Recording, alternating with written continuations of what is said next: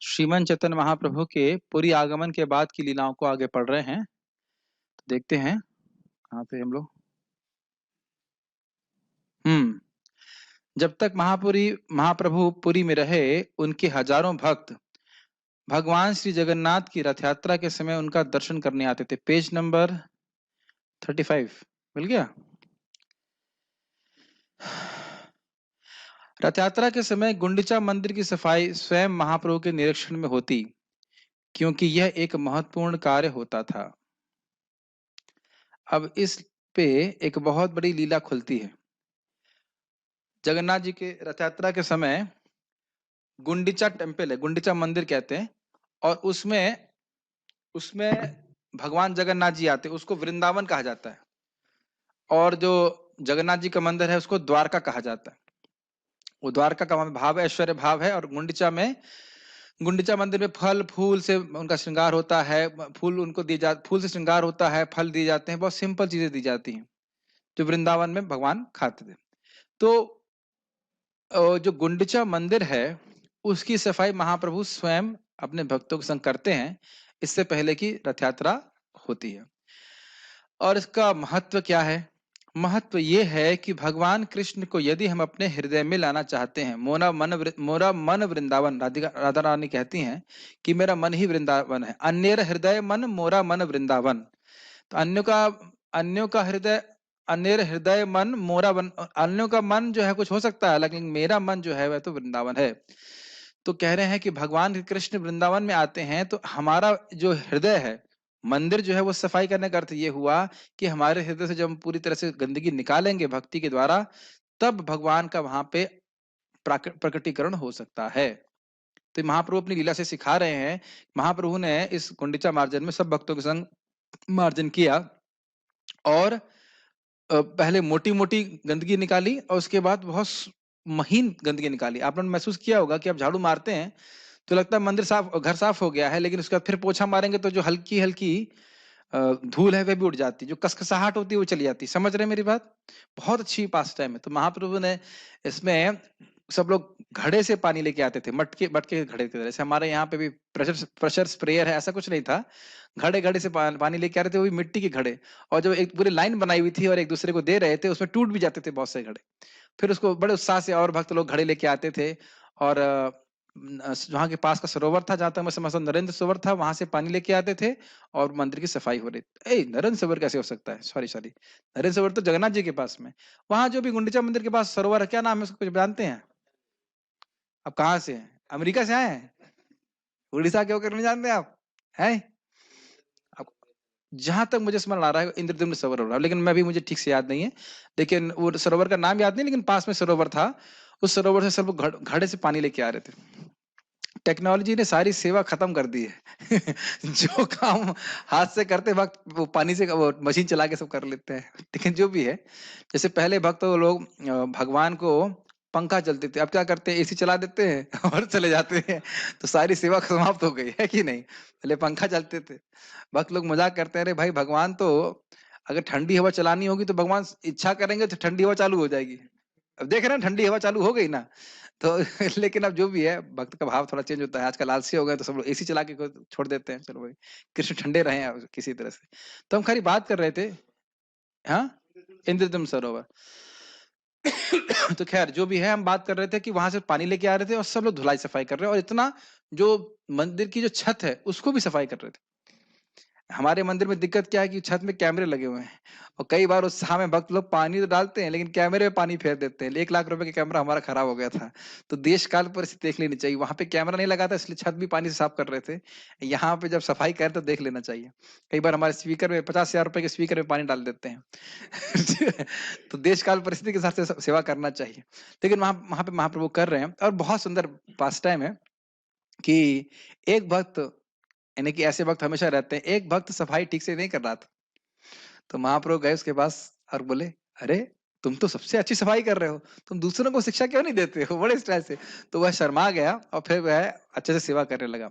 और एक और अच्छी शिक्षा मिलती है कि जितना भक्तों ने, उसमें महाप्रभु और भी कहते हैं कि जो व्यक्ति सबसे कम कचरा निकालेगा उसको अन्य लोगों को प्रसाद में स्पॉन्सर करना पड़ेगा। ऐसा कुछ जहां तक मैं स्मरण आ रहा है, स्मरण से बोल रहा हूँ। और बहुत अच्छा पास टाइम था कि एक व्यक्ति आया, उसने महाप्रभु के चरणों को धोया उसी मटके से और उसको पीना चालू कर दिया। तो महाप्रभु को बहुत क्रोध आया, कहते अरे भगवान के मंदिर में तुम ऐसा काम करते हो, बहुत बड़ा अपराध है। तो इस प्रकार से, और एक्चुअली उनको नहीं बोला, स्वरूप दामोदर गोस्वामी को बोलते हैं कि देखो तुम्हारे स्वरूप, तुम्हारे वैष्णव, ये तुम्हारा गौड़ीय वैष्णव कैसा है, इसने कितना बड़ा अपराध किया। तो वहां पे प्रभुपाद जी कहते हैं बहुत सुंदर, ये दिखा था कि जितने भी गौड़ीय वैष्णव हैं उन सबको महाप्रभु ने श्रीला स्वरूप दामोदर गोस्वामी के अनुगत्य में कर दिया। बहुत सुंदर एक एक लाइन प्रभुपाद उसको लिख दी यहाँ पे, चैतन्य चरितामृत में बहुत अच्छे से विस्तार में प्रभुपाद जी समझाते हैं, बहुत सुंदर सुंदर बातें हैं कि जितने भी आने वाले गौड़ीय वैष्णव हैं वो सब स्वरूप दामोदर गोस्वामी जी जो कि ललिता सखी हैं उनके अनुगत्य में महाप्रभु ने कर दिया। देखो तुम्हारे गौड़ीय वैष्णव कैसे। तो फिर वो क्या करिए, वो कानून बैठे उसका, चल बाहर निकल यहाँ से तो डांट करके बाहर निकाल दिए इस प्रकार से। तो बाह्य रूप से महाप्रभु बड़े प्रसन्न हुए थे, लेकिन सॉरी बाह्य रूप से गुस्सा हो रहे हैं, अंदर अंदर से प्रसन्न हो रहे हैं, लेकिन बाह्य रूप से वो गुस्सा हो रहे हैं। तो महाप्रभु की लीला समझना बड़ा मुश्किल है, बहुत कोई है। और हाँ, इसका मुख्य शिक्षा इसकी ये है कि जब हम अपने हृदय को शुद्ध करते हैं तो पहले मोटा मोटा कचरा निकला और फिर सफाई दोबारा की गई, जिससे सूक्ष्म विच्छाएं भी बाहर निकल जाएंगे और तब जो है पूरा मंदिर एकदम ठंडा हो गया। तो उसी प्रकार से प्रभुपाद समझाते हैं कि जब भक्त का हृदय पूरी तरह शुद्ध हो जाता है तो उसी प्रकार से उसके हृदय में ठंडक आ जाती है, जैसे कि भगवान जगत गुंडीचा मंदिर का मार्बल जो था वो ठंडा हो गया। समझ रहे हैं मेरी बात? अभी तो हृदय में तपता है, मतलब बहुत सारी भोग की इच्छाएं, ये चाहिए वो करना है ये चाहिए, तो उससे हृदय जल रहा है। लेकिन जैसे जैसे सफाई होती जाएगी भक्ति के माध्यम से द्वारा, तो हम लोग अपने हृदय में ठंडक अनुभव करेंगे, शांति से भगवान का भजन कर पाएंगे। तो आप देख सकते हैं यहाँ पे एक लाइन में पूरी लीला है और उस एक लीला में कितनी सारी शिक्षाएं हैं, उसको भी हम बहुत जल्दी में बोल रहे हैं यहाँ पे। तो ये थोड़ा प्रेरणा देने के लिए लोग चैतन्य चरितामृत पढ़ें, इसको बहुत सुंदर पास टाइम है। ठीक है, तो ये हर साल इस प्रकार से महाप्रभु करते थे। और उसके बाद कीर्तन होता था और उसके बाद प्रसादम होता था। पुरी में महाप्रभु का सामूहिक संकीर्तन आंदोलन जन समूह के लिए अद्वितीय प्रदर्शन होता था। जनता के मन को आध्यात्मिक अनुभूति की ओर मोड़ने का यही तरीका था।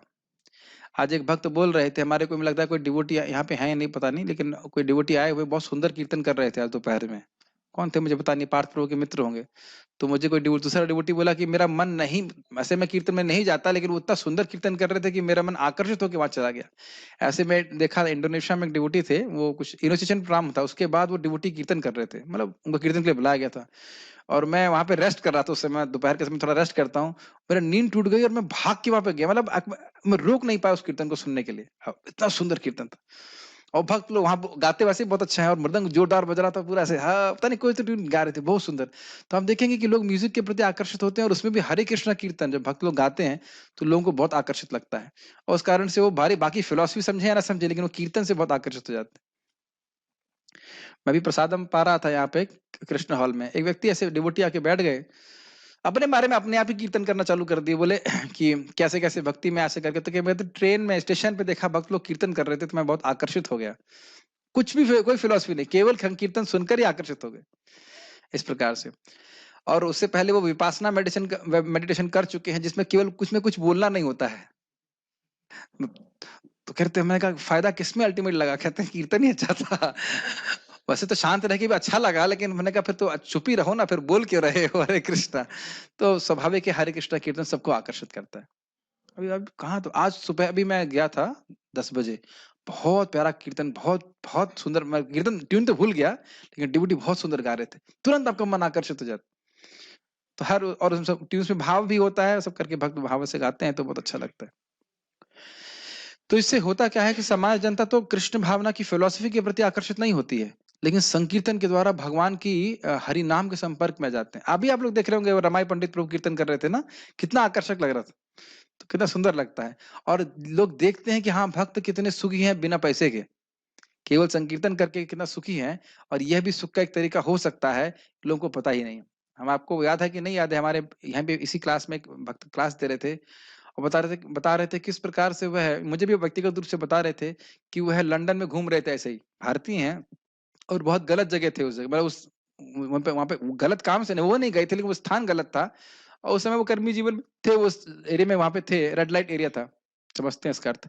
तो उसमें भक्तों को रात में आइडिया आया कि दिसंबर में 31 को वहां कीर्तन करना चाहिए और उससे वो भक्त आकर्षित हो गए। एम्स्टरडम में प्रभुपाद जी गए और उन्होंने कहा इन लोगों को कुछ नहीं है, इन लोगों को समझ में नहीं आएगा, केवल कीर्तन करो और प्रसाद करो, दो। वहां से कदम कानन महाराज जी आए। अब देख सकते हैं ये कौन बताया? महाराज स्वयं बताए। ये स्थिति जहां प्रभुपाद कह रहे हैं इनको कोई फिलोसफी समझ में नहीं आएगी, वो कीर्तन से देखिए कितने महान सन्यासी भक्त आ गए, डिवोटी आ गए। तो ये संकीर्तन बहुत सुंदर है और अपने आप में प्रचुर मतलब सर क्या कहते हैं, इसे सारे अनर्थ नाश होने वाले संकीर्तन बहुत, और इसके द्वारा महाप्रभु की आराधना कर लेता है व्यक्ति। ठीक है। तो हर जगह कहाँ क्या प्रचार करना है हमको देखना होगा। जहां कोई, जैसे आप देखिए सार्वभौम भट्टाचार्य को महाप्रभु ने संकीर्तन से आकर्षित किया क्या? क्या सार्वभौम भट्टाचार्य को महाप्रभु ने संकीर्तन से आकर्षित किया? ना। क्या प्रबोधन सॉरी प्रकाशानंद सरस्वती को संकीर्तन से आकर्षित किया? नहीं। वहां पहले महाप्रभु ने प्रवचन किया। बौद्ध भिक्षुओं को संकीर्तन से आकर्षित किया? नहीं। उनका हृदय कितना कठोर था, वो तो उसको भर्त्सना कर रहे थे संकीर्तन की। लेकिन जो सामान्य जनता है वो बड़ी आसानी से संकीर्तन के प्रति आकर्षित हो जाती है, जो कि हाईएस्ट चीज है। गोलोकेरा प्रेमधन हरि नाम संकीर्तन रति न जन्मिल के नताया।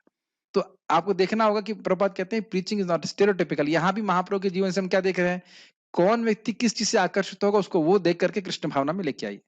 कुछ लोग संकीर्तन से आकर्षित होते हैं, कुछ लोग प्रसाद से आकर्षित होते हैं, कुछ लोग फिलॉसफी से आकर्षित होते हैं। विभिन्न भिन्न तरीके से व्यक्ति को आकर्षित करके कृष्ण भावना में हमें जोड़ने का प्रयास करना चाहिए। सीख रहे हैं? ठीक है। महाप्रभु ने इस सामूहिक संकीर्तन प्रणाली का प्रवर्तन किया। देखिए एक बात ध्यान रखिएगा कि यह समान लोगों को आकर्षित करने वाली असमान प्रक्रिया है। कहीं ये तो आप नहीं सोच रहे हैं कि ये तो नए डिवोटी के लिए है, सामान्य लोगों के लिए। ये तो सोचने नहीं तो सोच रहे हैं ना। You should not think that this Sankirtan congregational chanting is for neophyte, simple new devotees. एक डिवोटी मेरे से सीनियर है, लेकिन थोड़ा सा हमारा प्रेम का संबंध है, तो वो नृत्य नहीं कर रहे थे मंगल आरती में। तो मैंने कहा प्रभु जी क्या आप अद्वैताचार्य प्रभु से सीनियर हैं? उस समय एक अद्वैताचार्य प्रभु हमारे गॉड ब्रदर ब्रह्मचारी थे, वो उनसे जूनियर थे, तो वो समझ नहीं पाए क्या मैं क्या कहना चाहता हूँ। वो लोग कुछ समझ नहीं पाए। क्या मैंने पूछा कि क्या आप अद्वैताचार्य प्रभु से सीनियर हैं? ऑब्वियसली वो सीनियर हैं, लेकिन क्या क्या मतलब है? हमने कहा अद्वैताचार्य जी, जय श्री कृष्ण चैतन्य प्रभु नित्यानंद श्री अद्वैत, उनकी बात कर रहा हूँ। क्यों पूछ रहे हैं? हमने कहा जो इतने वृद्ध हैं और वो दाढ़ी, उनकी इतनी लंबी दाढ़ी है और वो महाप्रभु के कीर्तन में नृत्य कर रहे हैं, तो क्या आप उनसे सीनियर हैं कि हम नृत्य नहीं कर सकते? ऑब्वियसली फिजिकल डिसेबिलिटी एक अलग बात है, लेकिन मैंने देखा कि देवामृत महाराज को देखा था नाचते हुए गुरु पूजा में, ऐसे ऐसे अपने कंधे उचका उचका के नाच रहे, एवरीबॉडी इज हैप्पी। मैं परम पूज्य राधा गोविंद महाराज को देखा, कानपुर में आ रहे थे वो क्या गा रहे थे वो, चल अयन शाम मोरी पलकन में चल अयो रे।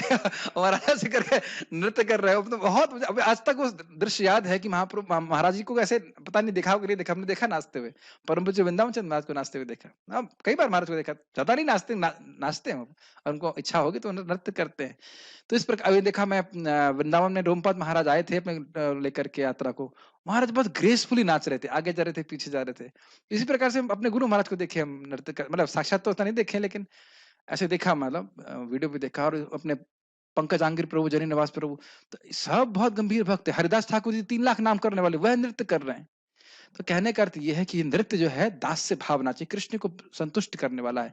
आदि पुराण में भक्त कोट कर रहे थे कि ये कृतु प्रभु कोट कर रहे थे कि जो नृत्य है ये है, जो व्यक्ति भगवान के सामने बड़े प्रेम पूर्वक भगवान का नृत्य सामने नृत्य करता है, तो भगवान कहते हैं वो मुझे खरीद लेता है। इतना ज्यादा ये शक्तिशाली प्रोसेस है, तो इसको हल्का नहीं मानना चाहिए कि ये तो भाई न्यू डिवोटी नाचे, अब हम तो गंभीर हो गए, अब हम नाचेंगे नहीं। तो यहाँ कोई व्यक्ति अद्वैताचार्य जी से सीरियस तो नहीं, सीनियर तो नहीं है ना? हाँ, तो वही स्टैंडर्ड समझ लेना चाहिए, खूब जम के नाचे। और अद्वैताचार्य जी बोलते हैं महाप्रभु को, मैं आपके सामने नृत्य कर पाए, मेरा वो मैं क्या चाहिए, क्या चाहिए? भगवान कृष्ण श्रीमन चैतन्य महाप्रभु अद्वैताचार्य से कहने तुम्हें क्या चाहिए? तो कहते मैं, मुझे आपके सामने नृत्य करने का मौका मिला, मैं सफल हो गया। कितना अद्भुत है ना, उसकी महत्व को नहीं समझ पाते।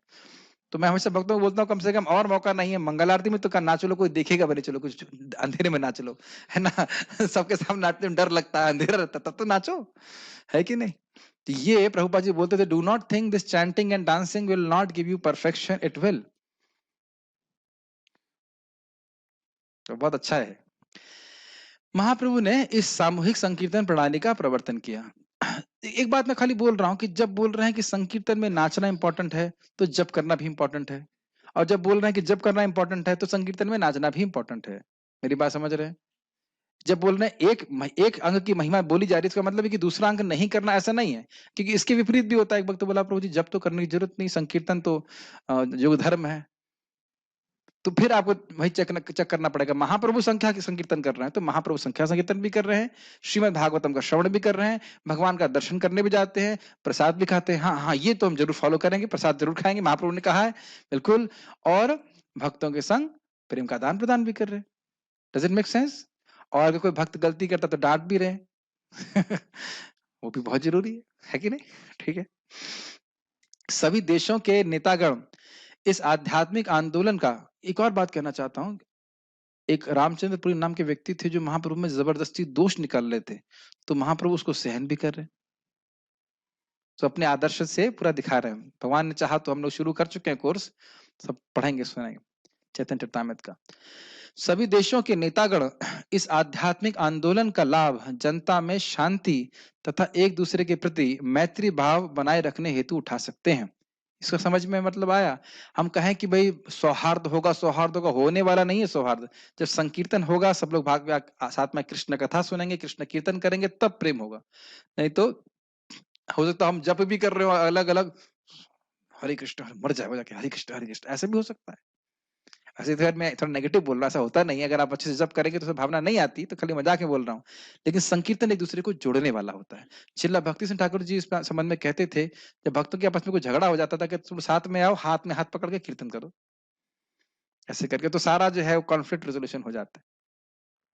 खैर, आपने महसूस भी किया होगा, सब भक्तों का अनुभव होगा कि मंगल आरती में अगर संकीर्तन कोई भक्त अच्छे से गाते हैं, अच्छे भाव में गा रहे होते हैं, कितना सुंदर भाव आता है भगवान के प्रति, है कि नहीं?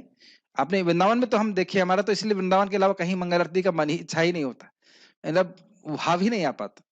कोई भक्त अगर भाव से अच्छे से कोई गा रहा है, डिवोटी अच्छे भाव से अच्छे साधना किया करता है, भक्ति करता है, तो कितना सुंदर वो एक्सपीरियंस होता है मंगल आरती का, isn't it? आज छूट गई मेरी मंगल आरती, लेकिन जो भी है कितना अद्भुत है। आज मैं रात में लेट हो गया और मैं आज नहीं जहाँ मंगल आरती में पहुंच गया। तो एक व्यक्ति देहरादून से आए जो प्रवचन सुनते हैं, आज आए हुए थे, कहते प्रभु आज आप मंगल आरती में दिख ही रहे। उन्होंने कहा भगवान डांट भी देहरादून से लगवाते भगवान भी डांट भी देहरादून से लगवा रहे हैं कि नहीं? उन्होंने कहा देखो भगवान, आपको कहा कि भगवान डांटते नहीं, भगवान डांटते हैं। क्यों भैया, क्यों नहीं आए तुम आज? जो भी है, खैर जो भी है, सभी देशों के नेतागण, हाँ तो समझ रहे इस प्रकार से प्रेम भाव होगा। और आप देख सकते हैं, आप कहीं मत जाइए, देखिए हमारे आश्रम में ही मैं समझता हूँ कोई एक स्टेट से भी नहीं होगा, एक स्टेट से भी कोई व्यक्ति नहीं होगा, और आराम से भक्त लोग रह लेते हैं, इतना झगड़ा तो नहीं करते हैं, मतलब शांति से रह लेते हैं, because everybody is practising Krishna consciousness. और घर में दो भाई भी साथ नहीं रह पाते, झगड़ा करते, समानता नहीं रह पाते ना। और प्लीज ये ध्यान दीजिएगा, कलयुग का एक संकल्प है, ये आप लोग शायद जानते नहीं हो। कलयुग का एक संकल्प है कि पति पत्नी में, भाई भाई में, बेटे और बाप में मैं झगड़ा करवाऊंगा। और आप होते हुए देख रहे हैं कि नहीं देख रहे हैं? एकदम स्पष्ट देख लीजिए, कोई सहिष्णुता रह ही नहीं जाएगी। तो जब अभी हरिनाम संकीर्तन करेगा, कथा साथ में करेगा, जब करेगा, तब वह उसके अंदर सौहार्द प्रेम होगा। समझ में आ रहा? अन्यथा संभव नहीं है। अब तो संपूर्ण विश्व में वर्तमान समाज की यही मांग है, लोग शांति बनाए रखना चाहते हैं, लेकिन झगड़ा होता ही जाता है। ओके, तो पूरी यात्रा समाप्त। अब महाप्रभु नॉर्थ इंडिया में आ रहे हैं, हरि बोल। ठीक है, हमारा भी चांस है उद्धार होने का, आ रहे हैं महाप्रभु उत्तर। ठीक है, महाप्रभु की उत्तर भारत की यात्रा। कुछ काल के पश्चात महाप्रभु उत्तर भारत की यात्रा पर चल पड़े और उन्होंने वृंदावन तथा निकटवर्ती स्थानों को देखने का निश्चय किया। और ये समझ लीजिए कि देखने का निश्चय किया मतलब आस्वादन करने का निश्चय किया। वृंदावन में आएंगे, वृंदावन के एक पेड़ को पकड़ के महाप्रभु आलिंगन कर रहे हैं। जब मैंने इसको पढ़ा तब मैं सोच रहा था कि वृंदावन का एक एक पेड़ कितना महत्वपूर्ण है, वो उनका डिवोटी है। अब कितना सत्य है मुझे नहीं पता, लेकिन एक मैंने सुना कि इधर गौशाला के पीछे कहीं पे कहीं कोई पेड़ था और किसी ने वो पेड़ काटा, उसमें से खून निकला। पता नहीं वो आप इमली वट बोल, हाँ इमली तालाब, ऐसे मैंने सुना कहाँ था मुझे पता नहीं, लेकिन वृंदावन मतलब कहाँ, मतलब वृंदावन में कहीं था। ये सब साधु हैं जो भगवान के भक्त हैं, जो वृंदावन धाम में रहकर भगवान पे ध्यान कर रहे हैं, पूजा कर रहे हैं। जैसे ये तो बड़ा प्रसिद्ध है कि जब शिला रघुनाथ दास गोस्वामी जी गोविंद कुंड का निर्माण कर रहे थे, तो वो यहाँ पे 5 पेड़ थे और वो बात हो रही थी कि उसको थोड़ा हटा करके ऐसे सीधा बनाया जाए गोविंद कुंड को। तो रात में स्वप्न में उनके 5 पांडव आए कि हम 5 पांडव हैं, यहाँ पे भगवान की लीला का स्मरण कर रहे हैं पेड़ के रूप में। तो किस स्थान पे हम बैठे हैं उसको हम कल्पना भी नहीं कर सकते। और जब उद्धव जी बोल रहे हैं कि गुलमलता बन जाए, तो हम यहाँ की गुलमलता कौन है, हम तो कल्पना भी नहीं कर सकते। इसलिए शास्त्र सुनना चाहिए, बहुत मुश्किल है भाई समझ किस स्थान पे। और ये अद्भुत बात है कि कार्तिक में महीने में आप लोग को यहाँ पे, हम सभी लोगों को यहाँ पे बैठने का मौका मिल रहा है, वो भगवत कृपा से ही मिल रहा है। तो खैर हम बात कर रहे थे कि वृंदावन आ रहे हैं, तो वहां पे स्थानों का वो है निश्चय किया कि मैं देखूंगा उनको। जब वे झारखंड मध्य भारत के जंगल से होकर गुजरे, तो सारे जंगली पशु उनके संकीर्तन आंदोलन में सम्मिलित हो गए। सभी जंगली बाघ, हाथी, भालू तथा हिरण महाप्रभु के साथ हो लेते और महाप्रभु उनके साथ संकीर्तन करते। इससे उन्होंने सिद्ध कर दिया कि संकीर्तन आंदोलन के प्रसार से, भगवान नाम के महिमा तथा सामूहिक कीर्तन से जंगली पशु तक शांति और मैत्री से रह सकते हैं, तो मनुष्यों के विषय में कहना ही क्या, क्योंकि वे सभ्य हैं। ये बात समझ में आई? क्या शिक्षा प्राप्त हो रही है? महाप्रभु ने क्या दिखाया? जब महाप्रभु वहां पे कीर्तन कर रहे थे, तो जो बाघ थे वह भी हरे कृष्णा करते थे, वह भी हरे कृष्णा कीर्तन करने लगे। जो हाथी, भालू जितने हैं वो सब हरे कृष्णा कर रहे हैं, हिरण सब हरे कृष्णा करने लगे। और उसमें फोटो प्रपात बनवाए हैं, उसमें लिखा है कि बाघ और हिरण वो एक दूसरे की पप्पी ले रहे हैं। और उस दिन बाघ नहीं बोल रहा है महाप्रसादे गोविंद नहीं बोल रहा है। अब बताइए ऐसा हो सकता है क्या कि हिरण को देख करके बाघ उसको प्रेम करे? तो वहां की जो सहज द्वेष भाव है वह मैत्री भाव में परिवर्तित हो गया। सोचिए वो लीला, उसका रिकॉर्डिंग जरूर होनी चाहिए ना। सोचिए बाघ हरे कृष्णा कैसे बोल रहा होगा हरे कृष्णा। कभी सोचिए भालू कैसे हरे कृष्णा बोलेगा, या हिरण कैसे हरे कृष्णा बोलेगा। तब महाप्रभु की अद्भुत शक्ति है। इसी को हरिदास ठाकुर जी आगे बोलते हैं कि हम जानते हैं, हम सुन चुके हैं बलभद्र भट्टाचार्य साथ में थे महाप्रभु के। सोचिए बलभद्र भट्टाचार्य साथ में होकर क्या उनका सौभाग्य बोला, आंखों से देख रहे हैं कि महाप्रभु भालू और बाघ को भी हरे कृष्णा करवा देते हैं। तब जब सोचिए बालू नहीं, भालू का चांस है, बाघ का चांस है, हिरण का चांस है, तो हमारा चांस है या नहीं है? जब जगाई मधाई का चांस है तो हमारा भी चांस नहीं, श्योरिटी है। Anybody who has chanted the Hare Krishna mantra has got the mercy of Shriman Chaitanya Mahaprabhu. Exactly Prabhupada ji आप देखिएगा चैतन्य चरितामृत में कहीं लिखते हैं, मुझे ये इतना लाइन पूरी याद है। Anybody who has chanted Hare Krishna has got the mercy of Shriman Chaitanya Mahaprabhu. जिसने भी हरे कृष्ण मंत्र स्वीकार किया है, बोला है, वह उसे श्रीमन चैतन्य महाप्रभु की कृपा प्राप्त हो गई। अब वो कितनी कृपा भरना चाहता है उसके ऊपर, गंगा जी बह रही हैं। अब आप कितने आपके क्या कहते हैं उसको पात्र हैं, भर भर कर लेके आइए, नहाइए धोइए, वो आपके ऊपर, हमारे ऊपर। ठीक है ना? तो यहाँ शिक्षा समझ में आ रही है, इस संकीर्तन आंदोलन के द्वारा विश्व में शांति स्थापित हो सकती है। विश्व का कोई भी मनुष्य संकीर्तन आंदोलन में सम्मिलित होने से इनकार नहीं करेगा। न ही महाप्रभु का संकीर्तन आंदोलन किसी जाति, नस्ल, रंग या योनि तक सीमित है। यानी कि इसमें कोई उपाधि की अपेक्षा नहीं है। उपाधि की अपेक्षा नहीं है, इसका अर्थ समझते हैं? उपाधि समझते हैं आप मानते हो ना कि आप पुरुष हो राजकुमार, मैं भी मानता हूं कि पुरुष हूं। तो ये मानना कि मैं ये पुरुष हूं, ये एक उपाधि है। मानना कि मैं स्त्री हूं, ये एक उपाधि है। मानना कि मैं भारतीय हूं, अमेरिकन हूं, ये सब उपाधि है। आत्मा ना तो भारतीय है, ना पुरुष है, ना स्त्री। ये समझ में आ रहा है? इसे कहते हैं उपाधि। उपाधि को और कैसे समझाया जाए? कवरिंग, डेजिग्नेशन, ऐसा ऐसा क्यों समझ लीजिए। या मैं मान रहा हूं कि मैं मैनेजर हूं, तो ये सारी बातें उपाधि हैं, ये आत्मा का स्वरूप नहीं है। तो इन उपाधियों का, स्त्री होने का, पुरुष होने का, पढ़ा लिखा होने का, नहीं पढ़ा, या मैं शिक्षित हूं, ये भी एक प्रकार की उपाधि है। इन सबका भगवान की भक्ति में, हरि कृष्ण मंत्र में कोई भी इसकी कोई नीड नहीं है, स्थान नहीं कि इसकी वजह से कर सकते हो या इसकी वजह से नहीं कर सकते हो, ऐसा कुछ भी नहीं। जिसके पास जीभ है वो हरे कृष्ण मंत्र बोल सकता है और महाप्रभु की कृपा को प्राप्त कर सकता है। लेकिन क्या बोलते हैं महाराज कुलशेखर, वक्तुम समर्थो पिन वक्त कश्चिद अहो जनानाम व्यसनाभिमुख्यम। वक्तुम समर्थोपि, वक्तुम बोलने में समर्थ हैं। क्या बोलने में समर्थ हैं? हरे कृष्णा, लेकिन बोलते नहीं है। अहो जनानाम व्यसनाभिमुखम मुख्यम, ये लोगों का एक बड़ा मुख्य व्यसन, मुख्य गलती, मुख्य बीमारी, मुख्य बुरी आदत है, बोल सकते। और मैं फिर रिमाइंड कराना चाहता हूं कि पशु योनि बिल्कुल नहीं बोल सकती। बोल सकती है? और हम नहीं बुलवा सकते, महाप्रभु चाहे तो बोल सकते, लेकिन हम लोग नहीं बुलवा सकते। बुलवा सकते? कितना भी अनाज खिला दीजिए, कुछ भी खिला दीजिए, वे हरे कृष्ण नहीं बोल सकते, पैरट को छोड़ करके मोस्टली। अब पैरट का हरे कृष्णा मुझे पता नहीं, हो सकता है काउंट करते हैं और नहीं करते हैं, but otherwise they can not do. So what a privilege we have. Privilege को हिंदी में क्या कहते हैं? कितनी बड़ी सुविधा दी गई है ना, तो उसका उपयोग करना चाहिए। वृंदा आज ही में जब हम शाम को भक्तों के संग जप कर रहा था, तब यही बात सोच रहा था कि डेथ मेडिटेशन, कि मान लीजिए आज अभी 9 बजे हमें मरना है फॉर एग्जाम्पल, क्या इस क्लास के बाद सब मर जाते हैं? नहीं, जस्ट फॉर मेडिटेशन के रूप में। तो अगर आज आपने मरना है, तो जिन जिन चीजों की हम बहुत चिंता कर रहे हैं, उनकी कोई वैल्यू है? ये चीज केवल आप हाँ या ना में उत्तर मत दीजिएगा। आज आप थोड़ा सा विचार कीजिएगा कि जिन जिन चीजों पे हम बहुत आसक्त हैं, उनकी कोई वैल्यू है? और जब हम मरेंगे, अब पता नहीं कब मरेंगे, लेकिन जब भी मरेंगे, केवल यही चीज की वैल्यू रहेगी कि मैं भक्तों के संग में आया और मुझे भगवान की भक्ति करने का कुछ मौका दिया गया। यही कृतज्ञता अगर भक्ति किए हैं, तो यही कृतज्ञता हृदय में रहेगी। बाकी किसी भी चीज की कोई वैल्यू नहीं है, जिसको हम बहुत महत्व दे रहे हैं। तो बुद्धिमान व्यक्ति को सोच लेना चाहिए कि जब यही महत्वपूर्ण, अगर अभी थोड़ा सा मेडिटेशन करेंगे तो मेरी बात समझ में आ जाएगा। मैं खाली बोलूंगा और आप सुनेंगे तो नहीं समझ में आएगा।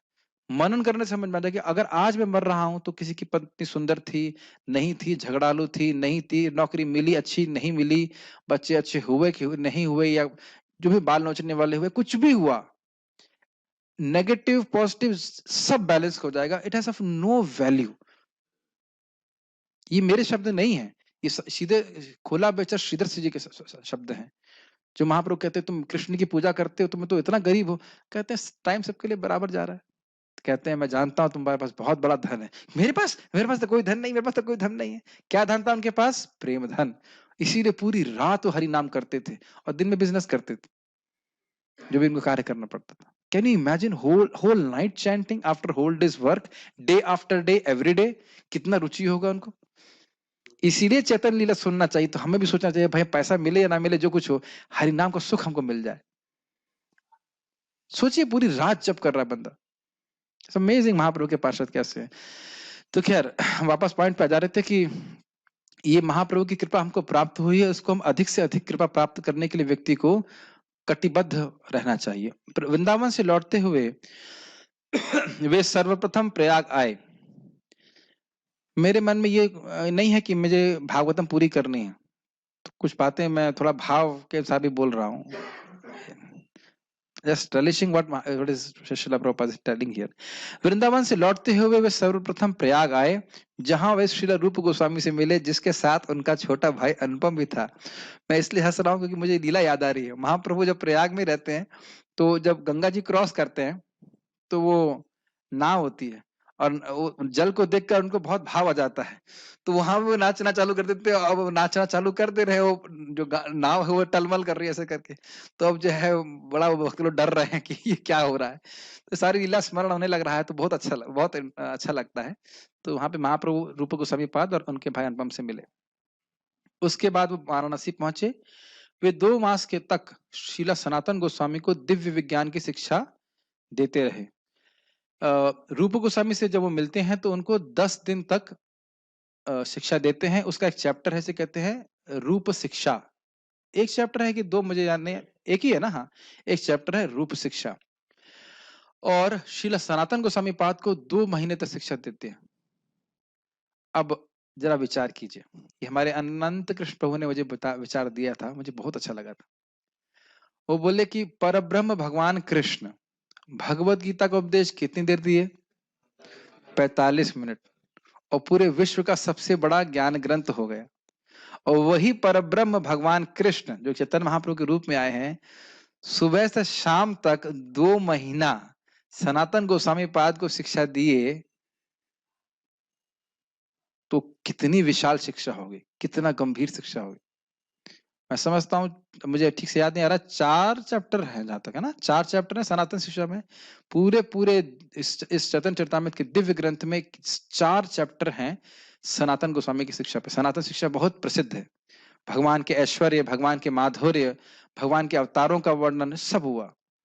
और वह भी आप समझ सकते हो कि 2 महीने की बात को 4 चैप्टर में रखना कितना मुश्किल होगा। यानी उसका भी केवल सार भाग, एकदम सार पे सार कहा, वो शिला कृष्णदास कविराज गोस्वामी वहां पे रख रहे हैं। आप कल्पना कर सकते हैं इस बात? हम एक्चुअली कल्पना नहीं कर सकते, क्योंकि भगवान कभी व्यर्थ नहीं बोलते। भगवान कभी व्यर्थ नहीं बोलते। ये आप एक-एक जब आगे शिक्षा आएंगे आपको समझ में आएंगे। एक-एक शिक्षा जो है, एक-एक श्लोक कितना लोडेड है। भगवद गीता को आप देख ही रहते ना, एक-एक श्लोक को अप्लाई करेंगे जीवन परिवर्तित हो जाएगा। और वही भगवान बोल रहे हैं। कितना सुंदर ग्रंथ हो गया बताइए। 2 महीने की शिक्षा को कंप्रेस करके 4 चैप्टर में रखा गया है। मेरी बात समझ पा रहे हैं? है ना अद्भुत ग्रंथ चैतन्यचरितामृत। तो इस प्रकार से शील सनातन गोस्वामी को दी गई शिक्षा अपने आप में एक लंबी कहानी है, अतः उसका पूरा वर्णन यहाँ संभव नहीं है। लेकिन एक इंटरेस्टिंग बात है, और उसमें वह भी बहुत इंटरेस्टिंग है। आप कभी उस चैप्टर को देखेंगे ना, तो शुरुआत कृष्णदास कविराज गोस्वामी बड़े रोचक तरीके से करेंगे। सनातन गोस्वामी किस प्रकार से जेल में गए, तो एकदम से फिलॉसफी नहीं देते। फिर किस प्रकार से वो जेल से बाहर आए, फिर वो किस प्रकार से वो जंगल की क्रॉस किए, फिर किस प्रकार से महाप्रभु के पास आए। बहुत ही सिंपल तरह से शुरू करते हो, और फिर उसके बाद कैसे महाप्रभु से मिलते हैं। बहुत सुंदर है, बहुत सुंदर है। सनातन गोस्वामी पाद को जेल में डाल दिए थे, तो जब, खैर बहुत लंबी कहानी है, लेकिन जेल से क्रॉस करके जब वो महाप्रभु के पास आते, उससे महाप्रभु बनारस में थे, तो महाप्रभु अंदर बैठे हैं और चंद्रशेखर आचार्य तपन मिश्र के घर में थे। तपन मिश्र जी को बोलते हैं कि जाओ बाहर एक भक्त है, उसको बुला लाओ। अब ये मुसलमान के नौकरी करते थे, तो जेल में भी गए हुए थे, तो भी दाढ़ी बड़ी थी, दाढ़ी काटने का तो मौका मिला नहीं। तो जब वो आए, तो तपन मिश्र जब बाहर आए तो कहते वहां तो एक दरवेश है, यानी मुसलमान फकीर बैठा हुआ है। उनको वो दिखाई नहीं पड़ा। उनका डिवोटी मतलब क्या, शिखा होनी चाहिए, तिलक होना चाहिए, यहाँ लिखा रहना चाहिए भक्ता दिस वट एवर, नहीं तो लिखा नहीं रहता, लेकिन इस्कॉन का डिवोटी होना चाहिए, ऐसे करके कुछ। कभी कभी लोग आश्चर्य करते हैं। व्यक्ति पूछा मुझसे प्रश्न, क्या ब्रह्मचारी हैं? मैंने कहा कपड़ा नहीं देख रहे हैं क्या समझ रहे हैं? तो आज भी लोगों को पता नहीं लाल कपड़े का मतलब क्या होता है। हमने कहा हाँ, प्रयास तो कर रहे हैं तो खैर वो है दरवेश। दरवेश समझ रहे हैं? दरवेश समझिए आप, मुसलमान फकीर होता है ना, तो वह तो भक्त नहीं मानेंगे ना उसको, तो उस वेशभूषा में वो थे। और फिर उनको महाप्रभु अंदर लेके आते हैं, वो जो सॉरी तपन मिश्र अंदर लेके आते हैं, तो महाप्रभु उनको एकदम आलिंगन कर लेते हैं। और लेकिन उसके बाद भी बोलते हैं क्षौर कर्म कराओ उसका, मतलब मुंडन उंडन कराओ, ठीक कराओ, ऐसे करके प्रसाद खिलाओ, प्रसाद नहीं खाए हैं। कृष्णा इज सो बहुत सुंदर। रघुनाथ इसी प्रकार से रघुनाथ दास गोस्वामी बिना कुछ खाए पिए, कहीं दूध मिलता था कुछ खा लेते, दौड़ दौड़ करके महाप्रभु के पास पहुंचते। महाप्रभु पहले बोलते हैं कि थोड़ा प्रसाद की व्यवस्था कीजिए। कृष्णा इज सो काइंड, ऐसे बड़े इम्पर्सनल नहीं है कृष्ण। बहुत बहुत सुंदर लीला है। मेरे को बहुत अच्छा हो रहा है, अच्छा लग रहा है कि उसको पढ़ाया जाए। और पता है क्या है, जैसे आप पढ़ेंगे तो ठीक है, अच्छा लगता है, लेकिन जब आप उन लीलाओं पे आप विचार करेंगे, देन इट एक्सपैंड्स। एक एक श्लोक पे विचार करेंगे तो कितना वो एक्सपैंड होता जाता है आपके हृदय में। It's very nice. ठीक है, कुछ मुख्य बातें दी जा रही हैं। श्रीला सनातन गोस्वामी जो पहले साकार मलिक नाम से जाने जाते थे, नवाब हुसैन शाह के शासन काल में बंगाल सरकार के मंत्री पद पर रहते थे। साकार मलिक, ये थोड़ा समझ लेना चाहिए। देखिए, इससे ये बोध ना हो जाए कि सनातन गोस्वामी मुसलमान थे। वो उनका नाम क्या था, ओरिजिनल नाम क्या था? संतोष, यस सॉरी, हाँ संतोष नाम था उनका। और वह कर्नाटक ब्राह्मण फैमिली में पैदा हुए थे, हाँ। और रूप गोस्वामी उनके सगे भाई थे। उनका नाम क्या था? अमर, हाँ अमर और संतोष नाम था। तो संतोष जो है, उनको उसमें भी बहुत बड़ा पास टाइम है कि नवाब हुसैन शाह कैसे समझ गया कि सनातन को संतोष जो है बहुत बुद्धिमान है। तो वो अलग पास टाइम है। लेकिन जो भी है, फिर उन्होंने कहा कि तुम लोगों को ये मेरा मंत्री पद स्वीकार करना पड़ेगा, नहीं तो मैं हिंदुओं को मारूंगा, गाय को काटूंगा। तो उन्हें फिर स्वीकार कर लिया, तो उसके नाम तक, उन दोनों के नाम तक चेंज कर दिए। तो सनातन गोस्वामी पाद उनके प्राइम मिनिस्टर थे, और शिला रूप गोस्वामी जो थे वह फाइनेंस मिनिस्टर थे। तो इसलिए उसने उनका नाम साकार मलिक रख दिया। तो प्राय मुसलमान जैसे हो गए थे, इसलिए यहाँ पे साकार मलिक रखा गया है। बाद में जब महाप्रभु से मिलते हैं, तो महाप्रभु फिर उनको दीक्षा दे करके सनातन गोस्वामी नाम को रख देते हैं, ये सिस्टम है। उन्होंने मेरे गुरु महाराज से बोल रहे थे कि अरे कोई प्रश्न करेगा कि भाई जब पहले उसने बोला कि तुम मेरा मंत्री पद अगर स्वीकार नहीं करोगे तो हिंदुओं को मारूंगा, तो बाद में जब ये लोग भाग गए तब नवाब हुसैन शाह ने ऐसा क्यों नहीं कहा? तो महाराज को सिंपल उत्तर दिया कि वो भूल गया। वो अपनी बात भूल गया। अब जब बाद में रूपा गोस्वामी और सनातन गोस्वामी भाग गए उसके बाद, तो उसको बात ये अपना कॉन्ट्रैक्ट याद नहीं आया था कि अगर ये लोग सेवा नहीं करेंगे तो मैं हिंदुओं को मारूंगा। ऐसे करके भगवान ने उसको प्रेरणा दी, वो भुला दिया उसको। उन्होंने महाप्रभु के साथ रहने की इच्छा से नौकरी अवकाश ग्रहण कर लिया। जब महाप्रभु वृंदावन से लौटकर वाराणसी पहुंचे तो वे श्री तपन मिश्र तथा श्री चंद्रशेखर के अतिथि बने और एक मराठी ब्राह्मण उनकी सेवा में था। बहुत ही शॉर्ट में प्रभुपाद कह रहे हैं क्योंकि स्पेस बहुत कम है, बहुत सुंदर लीला इसके पीछे, थोड़ा बताने का उसमें अवकाश दीजिए कि ये जो नौकरी से अवकाश उन्होंने ले लिया, कहा कि मैं बीमार हूं, और फिर क्या करते थे? हाँ, भागवत की चर्चा करते थे पंडितों के संग में बैठ करके। तो वहां पे इनका ये नवाब हुसैन शाह आया, पहले उसने वैद्य को भेजा कि क्या बीमारी है, आ क्यों नहीं रहा है? तो उसने कहा नहीं बिल्कुल ठीक है। तो फिर हुसैन शाह यहाँ पे आता है, कहता है तुम्हारा बड़ा भाई, मतलब अपने को सनातन गोस्वामी का बड़ा भाई बोल रहा है कि तुम्हारा बड़ा भाई जो है वह एक शिकारी की तरह है और वो युद्ध करने में जा रहा है और तुम यहाँ पे ध्यान नहीं रखोगे तो कैसे काम चलेगा? तो फिर उन्होंने कहा कि आप, और जब जैसे प्रवेश करता है तो सनातन गोस्वामी और जितने पंडित थे वो खड़े हो जाते हैं क्योंकि वो राजा था, वहां पे स्पष्ट लिखा हुआ है। तो उन्होंने कहा कि आप जैसी इच्छा करें, मेरे से संभव नहीं है सेवा करने के लिए। तो उन्होंने कहा उसको जेल में डाल दो। तो उसके बाद फिर वो जेल वाले व्यक्ति को बोलते हैं कुछ धन प्राप्त होता है श्रील रूप गोस्वामी जी के माध्यम से, और उसके बाद धन देकर के वहां से वो निकल जाते हैं, फिर जंगल के रास्ते करके फिर बनारस पहुंचते हैं। इस प्रकार से कथा है, आप उसको पढ़ सकते हो अभी। तो वहां पहुंचते हैं और फिर मैंने आपको बता ही दिया किस प्रकार से बाहर खड़े थे और उनको अंदर लाया गया, फिर महाप्रभु ने उनको स्वीकार किया। उस समय वाराणसी की अगुवाई मायावादी संप्रदाय के एक महान सन्यासी श्रीपाद प्रकाशानंद सरस्वती कर रहे थे। जब महाप्रभु वाराणसी में थे तब उनके सामूहिक संकीर्तन आंदोलन के कारण जनता उनके प्रति अधिक आकृष्ट हो गई। वे जहां भी जाते, विशेष रूप से विश्वनाथ मंदिर में, तो हजारों तीर्थयात्री उनके पीछे हो लेते। श्रील प्रभुपाद जी के संबंध में बहुत प्रसिद्ध प्रवचन है। प्रभुपाद जी रथ यात्रा में प्रवचन कर रहे हैं, वीडियो लेक्चर है, उसमें कहा कि यदि हमें कृष्ण प्रेम प्राप्त हो जाए तो पूरा विश्व हमारे पीछे चलेगा। अब देख सकते हैं महाप्रभु, मुझे आश्चर्य हो रहा है कि महाप्रभु के साथ में कोई मृदंग प्लेयर था कि नहीं था, मुझे नहीं पता। लीला में तो कहीं वर्णन ऐसा है नहीं कि वो मृदंग प्लेयर था कि नहीं था, और महाप्रभु अरेंज भी कर सकते हैं, उनकी इच्छा से भी सारे प्रकट हो जाते हैं, हो सकते हैं। लेकिन कैसे महाप्रभु केवल खुद ही नृत्य करते थे और लोग आकर्षित हो जाते थे, ये समझना बड़ा मुश्किल है। भाई यहाँ तो कीर्तन करते थे, संकीर्तन हो रहा है, सब कुछ हो रहा है, पूरी में तो मानते हैं, पूरे में तो डिवोटीज थे, लेकिन साउथ इंडिया में, सॉरी नॉर्थ इंडिया में जब यहाँ पे आए हैं तो उनके संग साथ उनकी अकम्पनीमेंट समझते हैं, मतलब म्यूजिकल इंस्ट्रूमेंट साथ में बजाने वाला कौन था मैं नहीं जानता, लेकिन महाप्रभु की सुंदर आकर्षण रूप को देख करके और उनके भगवत प्रेम को देखकर सभी लोग आकर्षित हो जाते थे। As a matter of fact पूरी के कीर्तन में लिखा है कि इतना जोर से हरे कृष्णा बोलते थे कि इंस्ट्रूमेंट सुनाई नहीं पड़ते थे, इतना जोर से संकीर्तन हो रहा था कि इंस्ट्रूमेंट दब जाते थे।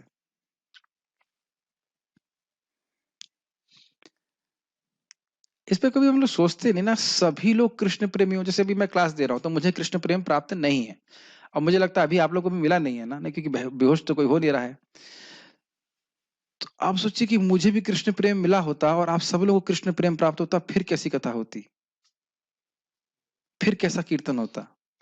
कितने लोग बैठे हैं यहाँ पे मोटा मोटी अभी? 25-30 जो भी लोग बैठे हैं, 30 लोग बैठे हैं और सबको कृष्ण प्रेम मिला हुआ है, और मुझे भी कृष्ण प्रेम मिला हुआ है, और फिर कथा हो रही, तो सोचिए कितना आनंद होगा। हम लोग एक्चुअली सोच नहीं सकते। और मुझे भी कृष्ण प्रेम मिला हुआ और आप सबको कृष्ण प्रेम मिला हुआ है, और हम कीर्तन कर रहे हैं, तो कोई देख ही नहीं रहा कि घड़ी में टाइम कितना हुआ है। It's amazing. इसमें थोड़ा हर चीज पे आप मेडिटेट, तो रुक करके मेडिटेट करेंगे तो आश्चर्यचकित हो जाएगा कि कैसा कीर्तन होता होगा। प्रेम कीर्तन कहा जाता है ऐसे, प्रेम संकीर्तन। तो अब इसको सुन करके क्या इच्छा आएगी, कभी हमारा भी भाग्य हो कि हम इस संकीर्तन में का दर्शन कर सके। है कि नहीं? मोहित प्रभु क्या लगता है आपको? एटलीस्ट इच्छा तो आ रही है। और ये भी समझिए महाप्रभु की लीला कहीं ना कहीं चली रही है, प्रेम संकीर्तन कहीं ना कहीं हो ही रहा है, आप जानते हैं इस बात को। तो मौका है, एक क्षण की दूरी पे है मरते समय महाप्रभु का स्मरण और उस लीला में प्रवेश। इसी चीज पे विचार नहीं करते हम लोग। खैर जो भी रहा हो, विश्वनाथ मतलब शिव जी के मंदिर में भी महाप्रभु हरे कृष्णा कृष्णा कृष्णा हरे हरे, हरे राम राम राम हरे हरे का कीर्तन ही करते थे, क्योंकि शिव जी को यही पसंद है। कुछ लोग उनके शारीरिक स्वरूप से आकर्षित थे, तो कुछ श्री भगवान की महिमा में गाए जाने वाले उनके सुरीले गीतों से। एक मैंने आपको अपना व्यक्तिगत अनुभव बताता हूँ। साउथ इंडिया में बालाजी स्वामी है, हाँ, जहां तक मुझे याद आ रहा है, बालाजी स्वामी के जो हेड प्रीस्ट हैं या जो उच्चतर प्रीस्ट है, वो आए बहुत, और वो जेन्युइन डिवोटी मतलब लाइक डिवोटी अच्छे डिवोटी थे, भक्त। अब मैं तो कहूँगा अभ्यास नहीं कर रहे थे, वाकई डिवोटी थे। और हम यहाँ पे जो श्वेतवरा है ना, मथुरा में श्वेतवरा मंदिर है, आप जानते हो शायद, तो मेरा को सौभाग्य मिला कि उनके संग में जाने के लिए। और अद्भुत था, जैसे ही उन्हें वराहदेव को देखा, स्वतः स्फूर्त भाव से इतने समाधिस्थ होकर के वो मतलब क्या कहते हैं उसको, वंदना करने लगे उनकी। आई कैनॉट एक्सप्लेन दैट, आपने ऐसा कभी देखा नहीं होगा। देखिए संस्कृत बोलना और उच्चारण करने का अलग चीज है। एक आई कैनॉट, वो जो मेरा अनुभव था ना, मैं उसको समझा नहीं सकता आपको। मैं ऐसा देख रहा था कि वो एकदम बोलते जा रहे उनकी स्तुति बोलते जा रहे, किसी से मतलब नहीं था, कोई नहीं था वहां, एक पुजारी था और मैं था, ये दिखाने के लिए कोई नहीं कर रहे थे। क्या नहीं मैं एक्सप्लेन कर पा रहा हूँ मैं क्या कह रहा हूँ? शायद नहीं कर पा रहा, बट वो एक अनुभव बड़ा अद्भुत था, आज भी मुझे याद है। So a person who has love for the Lord, when he is glorifying in that way, he is not glorifying to show to others. वो मैंने एकदम अपने आंखों से देखा। प्रभुपाद जी तो प्रत्यक्ष उदाहरण है ही, वहां जब टेम्पल क्या कहते हैं जहाँ पे पेड़ के नीचे संकीर्तन कर रहे हैं, कितने इंटेंसली, आप देख रहे हैं कितने इंटेंसली प्रभुपाद जी हरे कृष्णा कीर्तन कर रहे हैं, तो वह हरि नाम एकदम लोग के हृदय को टच करता है, स्पर्श करता है। और अभी भी देखिए वही ट्यून हम रोज सुन सकते हैं, 24 घंटे सुन सकते हैं, हरे कृष्णा ऐसे करके, isn't it? दी तो हमने आंखों से देखा। तो इस प्रकार का भगवत प्रेम से भरे हुए भगवान संकीर्तन कर रहे थे, तो सभी लोग इस प्रकार से आकर्षित हो रहे थे। मायावादी सन्यासी अपने आप को नारायण कहते हैं, लेकिन ये लोग आकर्षित नहीं हो रहे थे। कौन नहीं हो रहे थे? Prakashananda Saraswati and party means 80,000 sannyasis disciples, उनके 80,000 सन्यासी शिष्य थे। आज भी वाराणसी अनेक मायावादी सन्यासों से भरी पड़ी है। जिन कुछ लोगों ने महाप्रभु को उनकी संकीर्तन मंडली के साथ देखा था, वे उन्हें सचमुच नारायण मानते थे। यह समाचार महान सन्यासी श्रील प्रकाशानंद को भी मिला। भारतवर्ष में मायावाद तथा भागवत संप्रदाय में सदा से एक प्रकार की आध्यात्मिक होड़ लगी रहती है। अतः जब महाप्रभु का समाचार श्रील प्रकाशानंद को मिला, तो वे जान गए कि महाप्रभु वैष्णव सन्यासी हैं। अतएव जो लोग इस समाचार को लाए थे, उनके समक्ष उन्होंने महाप्रभु को कुछ महत्व नहीं दिया। उन्होंने महाप्रभु के कार्यकलापों की निंदा करी, क्योंकि वे संकीर्तन आंदोलन का प्रचार कर रहे थे, जो उनके मत के अनुसार मात्र धार्मिक आवेश था। ये समझ में आ रहा है बात? जब उन भक्तों ने उनको महाप्रभु के बारे में बोला, तो उन्होंने कहा वो चैतन्य, वो चैतन्य, वो चैतन्य, 3 बार क्या बोला? चैतन्य चैतन्य चैतन्य, लेकिन कृष्ण नहीं बोला। तो वो इसकी भाव के लिए, मतलब जो भावुकता है ना, यहाँ नहीं चलेगी। अरे भाई वो संप्रदाय का है, मतलब हमारे संप्रदाय का ही मान के चलिए, उसको वेदांत पढ़ना चाहिए, सन्यासियों के संग होना चाहिए। ये कहाँ ये सामान्य जनता के संग नाच रहा है, गा रहा है, ये क्या संकीर्तन, ये क्या सन्यासी का आचरण है? बिल्कुल ऐसा नहीं है। इस प्रकार से वे निंदा कर रहे थे। तो उस महाराष्ट्र ब्राह्मण को बहुत दुख लगा, जो महाप्रभु का भक्त था। तो फिर महाप्रभु के पास जाता है, कहता है आप उनका उद्धार कीजिए। अन्यथा उनको जब इन सन्यासों से निमंत्रण मिलता था महाप्रभु को, तो कहते नहीं आज मैं व्यस्त हूं, मैं आज नहीं आ पाऊंगा। समझ रहे हैं? सन्यासी लोग बोलते थे आप आइए हमारे संग प्रसाद पाइए, आप भी सन्यासी हैं, तो कहते ना आज हम व्यस्त हैं, और तो अपने भक्तों के ही घर में प्रसाद पाते थे। तो यानी आप समझ सकते हो, सन्यास आश्रम या कोई आश्रम महाप्रभु को आकर्षित नहीं करता है। क्या सीखा था हमने? भगवान की भक्ति महाप्रभु को आकर्षित करती, यही उनका मूल आधार है, इनके संप्रदाय का। आप जान ही रहे हो हरिदास ठाकुर जी से कितना प्रेम करते थे। सनातन गोस्वामी तो मुसलमान बन गए थे, फिर भी महाप्रभु प्रेम करते थे। समझ में आ रही बातें आपको? तो वो है, इस प्रकार से उनसे वो आकर्षित नहीं हो रहे थे, उनका अपराध कर रहे थे। श्रील प्रकाशानंद वेदांत के पारंगत विद्वान थे, अतएव उन्होंने अपने अनुयायियों से कहा कि वे संकीर्तन के चक्कर में न पड़कर वेदांत की ओर ध्यान दें। और प्रभुपाद जी क्या कहते हैं? बहुत सुंदर जगह एक तात्पर्य में कहते हैं कि जो व्यक्ति निरपराधिक हरे कृष्ण मंत्र का जप कर रहा है वह उसने सारे वेदांत वेद पढ़ लिए। बड़ा स्पष्ट बोल रहे हैं, any person who is offenceless chanter of the holy name is the best Vedanti. सारे वेदों का अर्थ उसने समझ लिया। एक भक्त ब्राह्मण, थोड़ा पढ़ लेते हैं फिर हम रुकेंगे। एक भक्त ब्राह्मण जो महाप्रभु का भक्त बन चुका था, उसको श्रील प्रकाशानंद द्वारा की गई यह आलोचना अच्छी नहीं लगी, अतएव वह अपनी व्यथा प्रकट करने हेतु महाप्रभु के पास गया। उसने श्री भगवान को बताया कि जब उसने सन्यासी श्रील प्रकाशानंद के समक्ष महाप्रभु का नाम लिया तो उसने महाप्रभु की तीव्र आलोचना की। यद्यपि उसने श्रील प्रकाशानंद के मुख से कई बार श्री चैतन्य, कई बार मतलब 3 बार श्री चैतन्य नाम उच्चारित होते सुना था, लेकिन कौन सा नाम नहीं बोला था? श्री कृष्ण का नाम नहीं आया।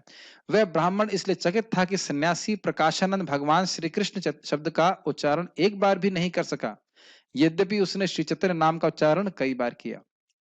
ये समझ में आ रहा है? फॉलो कर पा रहे?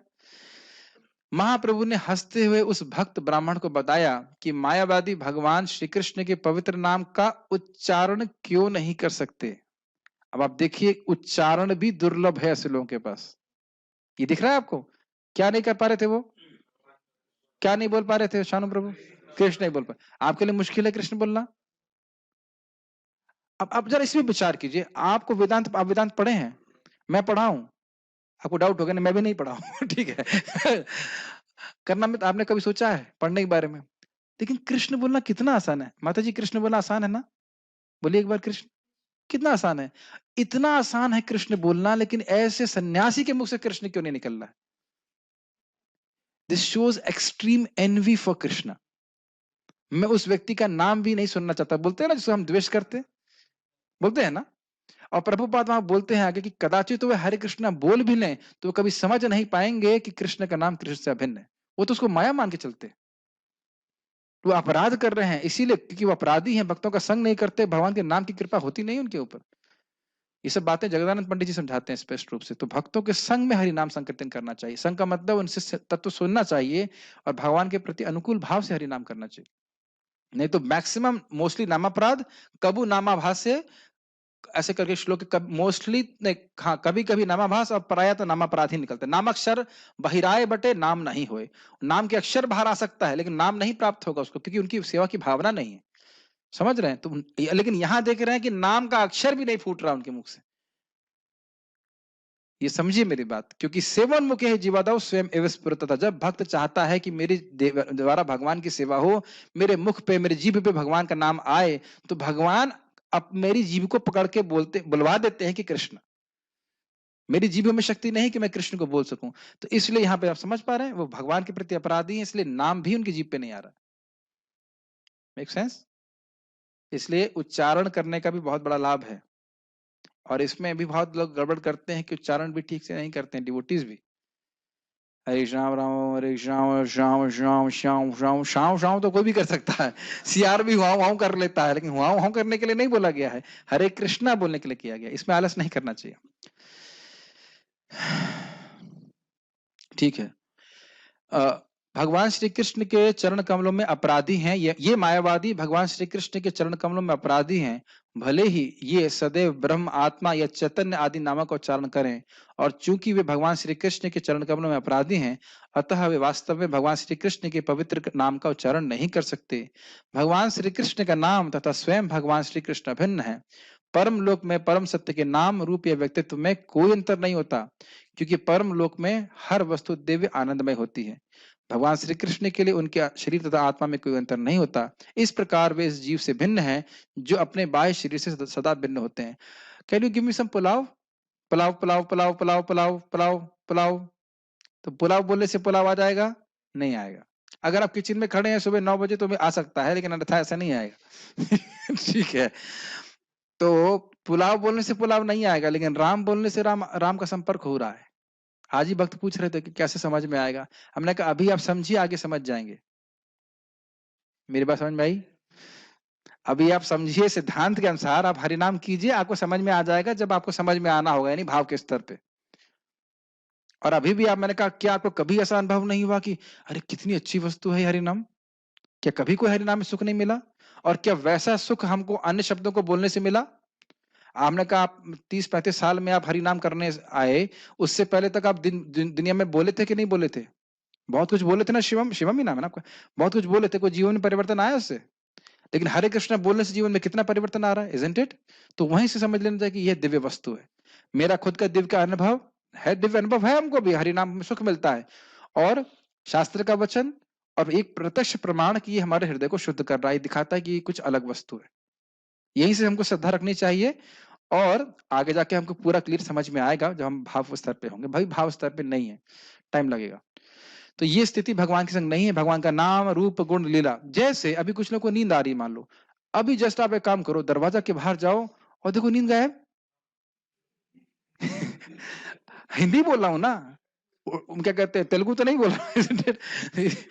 तो आप ये नहीं कह सकते कि जी भाषा ही समझ में नहीं रही। बस अभी देखना, जैसे उठेंगे और सब नींद गायब, और जैसे क्लास चल रही होती है तो नींद आना चालू होती है। इसका मतलब ये जो कथा है ये अलग वस्तु है। है कि नहीं? अच्छा, ऐसा तो नहीं बोल रहा हूं कि बहुत कठिन बात है, समझ में नहीं आ रहा है। तो ये इससे आइडिया लेना चाहिए कि हमारे हृदय पे क्या रिएक्शन हो रहा है। ठीक है, घबराई मत, बहुत लंबा नहीं करेंगे हम। भगवान श्री कृष्ण की दिव्य स्थिति के कारण समान व्यक्ति के लिए भगवान श्री कृष्ण, उनके पवित्र नाम तथा यश इत्यादि को वास्तविक रूप में जान पाना बहुत कठिन है। उनके नाम, यश, रूप, लीला ये सभी एक ही दिव्य स्वरूप हैं, और उन्हें भौतिक इंद्रियों के व्यायाम द्वारा नहीं जाना जा सकता है। तो अब इसके बारे में आगे क्या होता है, महाप्रभु किस प्रकार से उनका उद्धार करते हैं, अगर महाप्रभु ने चाहा तो हम लोग कल सुनेंगे। श्रीमन चैतन्य महाप्रभु की जय। श्रील प्रभुपाद